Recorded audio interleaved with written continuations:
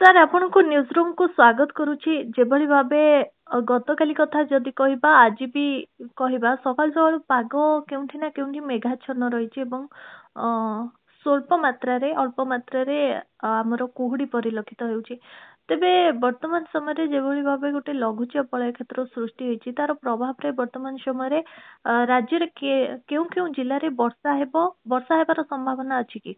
नमस्कार। हाँ, वर्तमान आमर जो लघुचाप क्षेत्र जो प्रभाव काली आरंभ होता से कंटिन्यू करिवो। आज द्वितीय दिन लगुच प्रभावटा अप टू 21 तारीख पर्यंत टिके अधिका प्रभाव रही पारे। तेणु मेन प्रभावटा लगुच 20-21 जदि आपण वर्षा परिप्रेक्षी देखिए, किंतु जदि बादल परिप्रेक्षी देखिए आम अप टू 21 तारीख पर्यंत बादल कंडीशन रहिबा, कोहला पाग रहिबो। सर्वोच्च तापमात्रा जो आमर दिन थाए से कमी जीवो, राति तापमात्रा बढ़िबो। ये सब कंडीशन 21 तारीख पर्यंत रहिबो। वर्तमान जदि आपण से लघुचाप क्षेत्र अवस्थित देखिए से दक्षिण पश्चिम बंगोपसागर रे अछि। तमिलनाडु उपकूलवर्ती अंचल टिके संगठित होउची जोटा हमर सुदृश लघुचाप क्षेत्र वर्तमान तार स्टेज अछि। टिके संगठित होउची किंतु दुर्बल सिस्टम, किंतु वर्तमान ता पाखरे आउ 48 घंटा रहिबो टिके संगठित हवा पई। कारण तापरे जो हमर उत्तर पश्चिमा जो वायुर प्रभाव टिके जोर रहिबो, अधिका शक्ति रे से वायु प्रभाव हबो 20 रु नेकी 23-22 पर्यंत। तेणु से वायु प्रभाव जितेबाला आर जो लघुचाप क्षेत्र पर पड़ो जो उत्तर अक्षांश को आसो आंध्र उपकूलवर्ती अंचल को, तेणु सी आ बेसी संगठित हो रही पारनी, शक्ति तार विनाश हो। तेणु शक्ति चलीगला सी तार जो प्रभावटा कमिज। किंतु गोटे इंटरेस्टिंग जिनस हूँ जदिओ तार 21 परे परे तार शक्ति सरी जाउची, किंतु से गोटे सैंडविच भलिया हो जाइची। उत्तर पश्चिमा ठंडा शुष्क वायु आउ बाँ पटे तार रहुची, डाहाण पटे रहुची जो आमर पूर्वा वायु आर्द्रता पूर्ण टिके वार्म पूर्वा वायु ता भितरे निजर शक्ति नाही। तेणु सी सेठी रहुची केंद्रीय बंगोपसागर आउ दक्षिण बंगोपसागर अंचल गोटे फॉलोअप सिस्टम आसूची अराउंड 23-25 भितर से ता सहित पुणी मर्ज हो जाउची, संश्लिष्ट हो जाउची। पुणी गोटे लघुचाप क्षेत्र कि घूर्णिबलय क्षेत्र सृष्टि करिया को चाहूची तमिलनाडु आड़े। तेणु यही सब प्रभाव टिके जल्दी जल्दी पागर परिवर्तन हम उपकूलवर्ती भारतर जो राज्य मान अच्छा। तेणु ओडिशा परिप्रेक्षी देखिले 21 तारीख जदिओ तार प्रथम जो इम्पैक्ट सरीबो, किंतु पुणीटा लगुच जो 23 रु 25 पीरियड रहुची से पुणी बादल कंडीशन सृष्टि हबार संभावना अच्छी।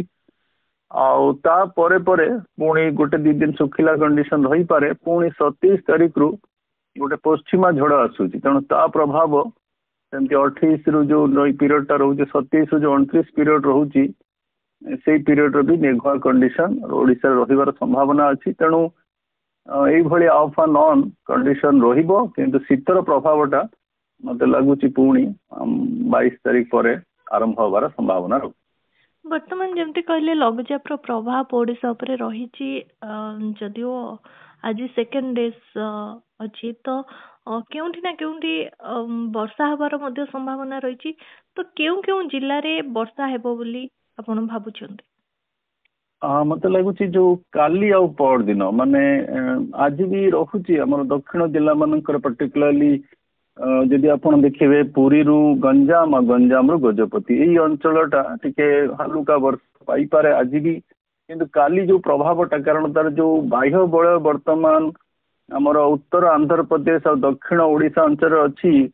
काली से जितेबाला पश्चिमा वायुर प्रभाव रे आसीबो से टिके खेड़े हो। तेणु ता प्रभावटा जो बादलर ओडिशा भितर को प्रवेश करिवार संभावना रहुची। तेणु से आपण दृश्यपट को आखिर रखिले लगुच काली जो प्रभाव पर दिन माने 20 और 21 तारीख बालेश्वर गंजाम और पार्श्ववर्ती जिला सेमती गंजाम रु मलकानगिरी आउ पार्श्ववर्ती जिला ये जो अंचलटा रहुची प्रभावित हो पारे। वर्षा हालुकार वर्षा रही पारे, स्थाने स्थाने हालुकार मध्यम धरण वर्षा रही पारे।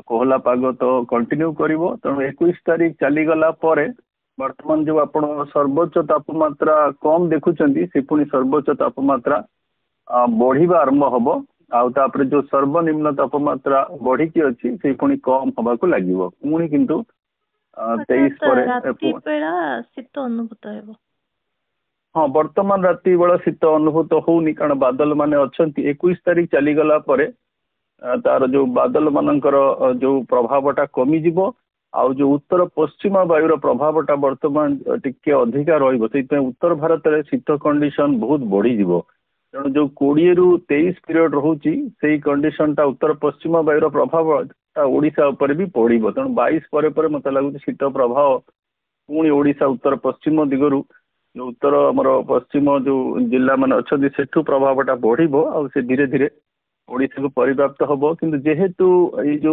घूर्णिबल लघुचाप क्षेत्रटा बंगोपसागर सक्रिय रहिबो वर्तमान लागुची 24-25 पर्यंत तेणु जो उपकूलवर्ती अंचल अच्छी सेठी रिलेटिवली तुलनात्मक भाव में शीतर प्रभावटा कम रहिबार संभावना रहउची किंतु ओडिशा रे शीतर प्रभावटा मते लागुची 22 परे परे आरंभ हबो आउ तापरे ये सब बादल कंडीशन पूरा ओवरऑल क्लियर आउट हला बेलू लगुच 27-28 हो एथर लगुच डिसेम्बर शेष सप्ताह गोटे भल शीत कंडीशन आमर आरंभ हम धीरे धीरे आ जानुआरी मासरे भी लगुच गोटे भल शीत कंडीशन ओडिशा परिप्रेक्षी रहिबार यथेष्ट संभावना रहुची।